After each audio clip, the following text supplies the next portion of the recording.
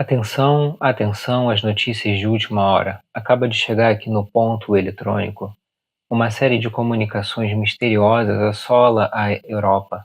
Estamos falando da Europa no século XIX. O que será que está acontecendo? Por que as elites estão tão curiosas e se mobilizando atrás dessas supostas comunicações? Será que isso é verdadeiro?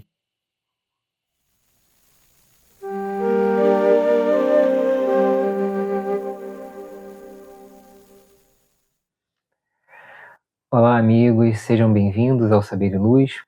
O nosso canal tem uma proposta espírita, espiritualista, universalista. Falamos sobre diversos temas voltados para esse lado espiritual da vida, tentando sempre entender a profundidade dessas obras que nos convidam o tempo inteiro à chamada reforma íntima, a modificação interior, a melhoria de nós mesmos.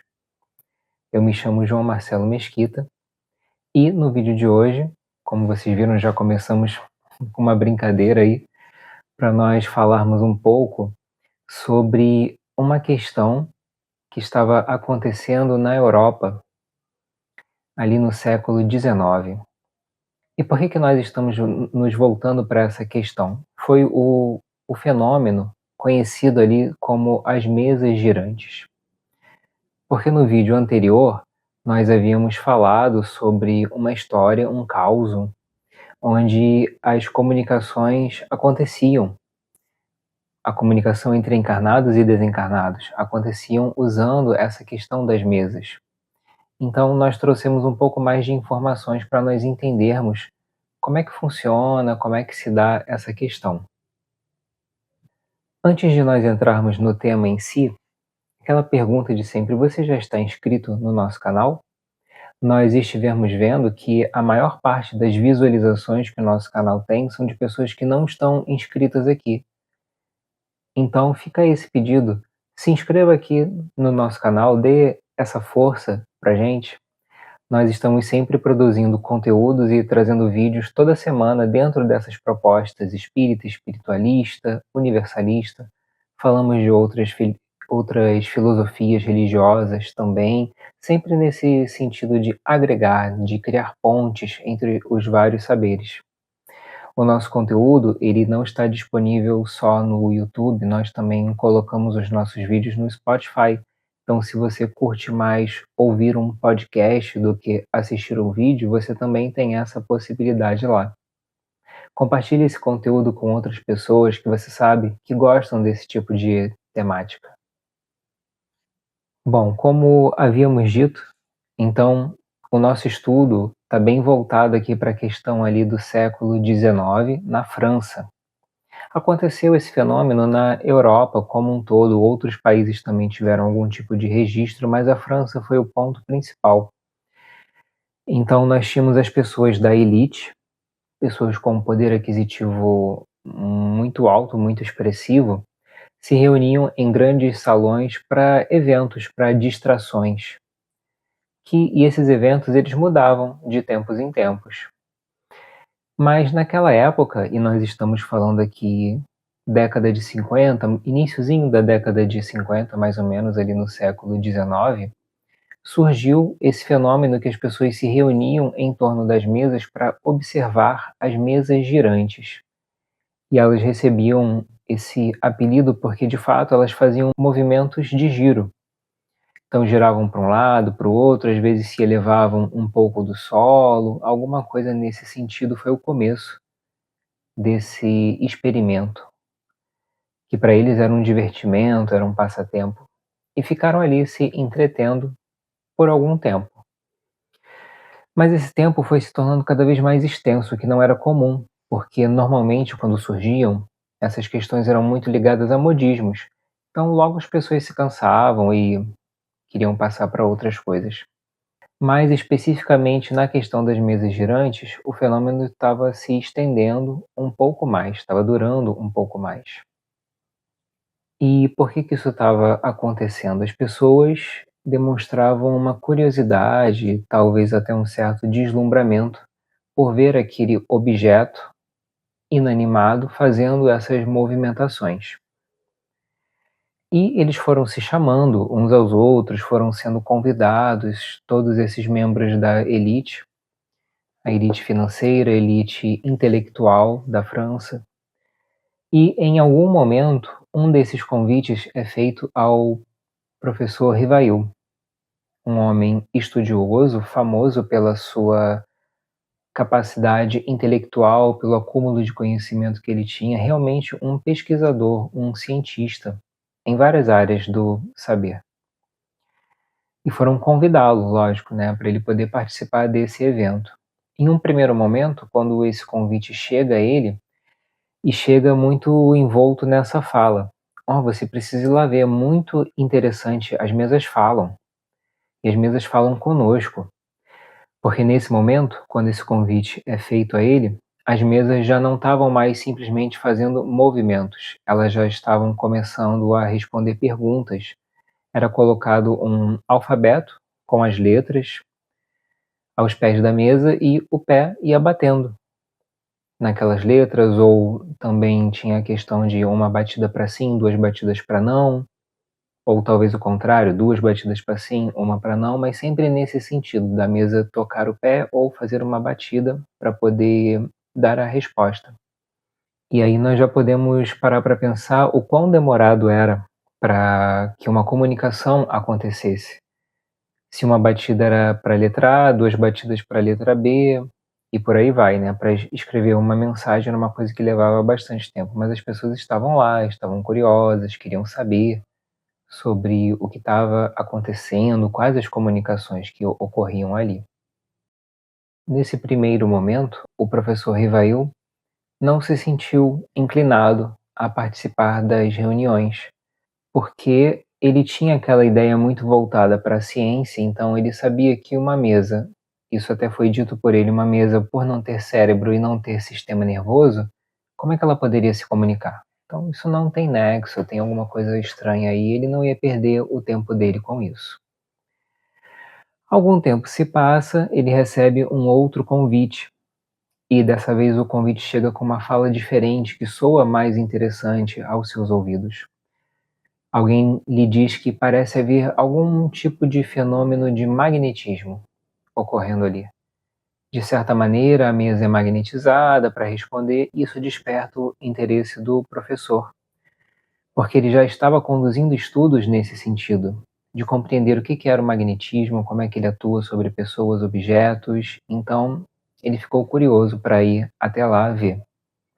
Então, é dessa maneira que começa o interesse dele, e o professor Rivail é aquele que mais tarde nós conhecemos com o nome de Allan Kardec. Então ele vai lá pesquisar sobre as mesas e observa as perguntas bobas, frívolas que as pessoas fazem, nada, né, com grande interesse, mas ele é o primeiro a tentar fazer perguntas sérias e tentar entender quem é, o que é talvez, ou quem é essa inteligência que está por trás da mesa e que a usa como forma de comunicação. E fazendo isso, ele vai se deparar com o mundo dos espíritos, porque havia um espírito ou vários espíritos, equipes que estavam se organizando ali para usar as mesas como forma de comunicação. E de que maneira que isso se dava? Ele percebia que as pessoas, elas se sentavam à mesa, apoiavam suas mãos sobre ela, e isso produzia algum efeito ali sobre a mesa. Esse é o link que nós estamos fazendo com a história da semana passada. Quem viu o vídeo da semana passada vai se lembrar dos nossos personagens usando as mesas para se comunicar com os espíritos. E eles estavam ali no ano de 1910, no caso da história.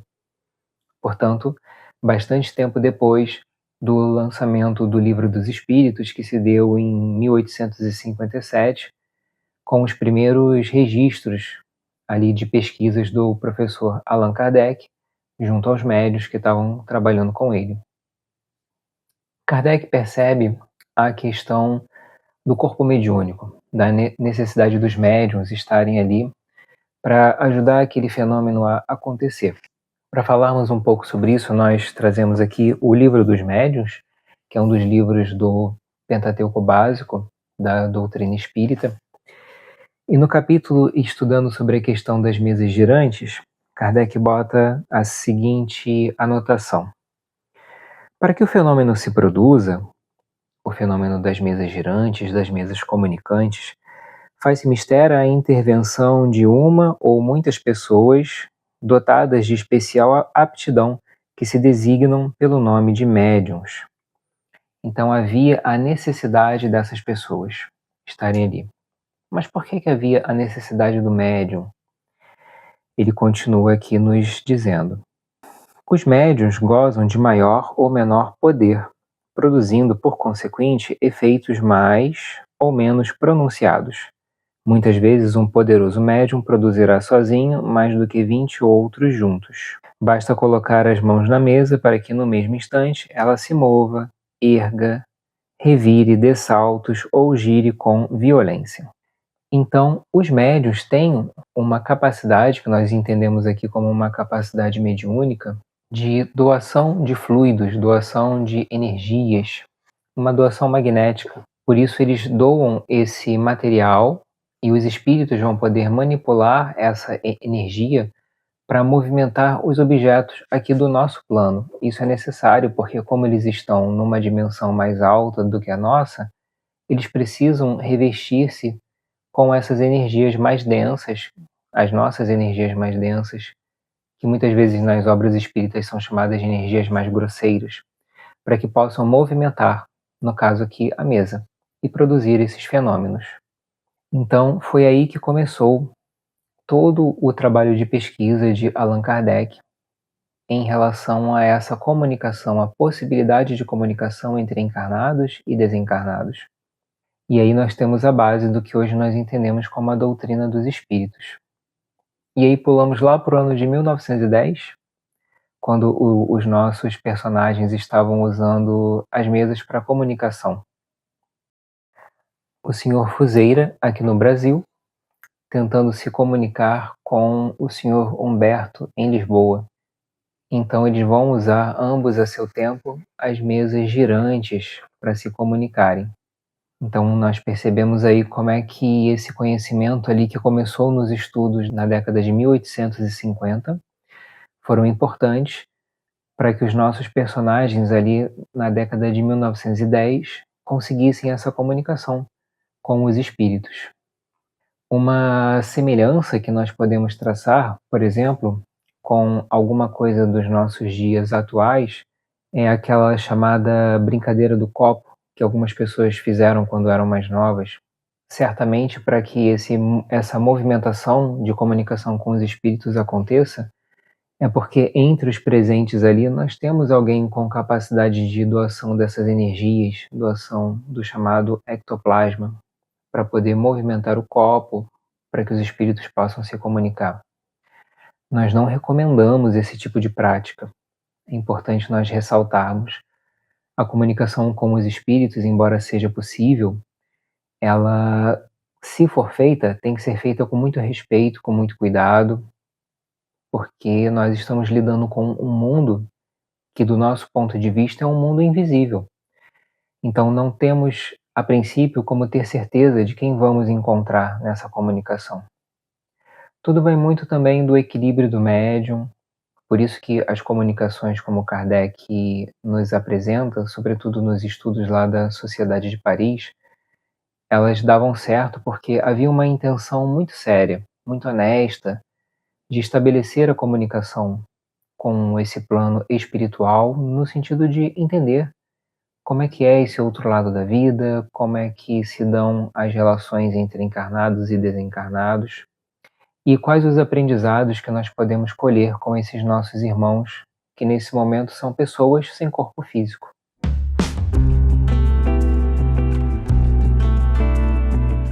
Obrigado, amigos, por terem ficado conosco aqui no nosso momento de estudos, em mais um vídeo.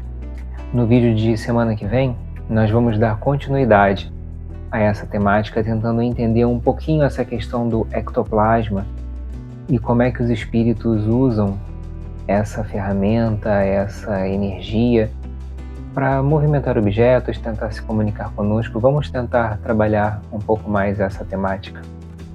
Fiquem bem, amigos, fiquem em paz e até semana que vem.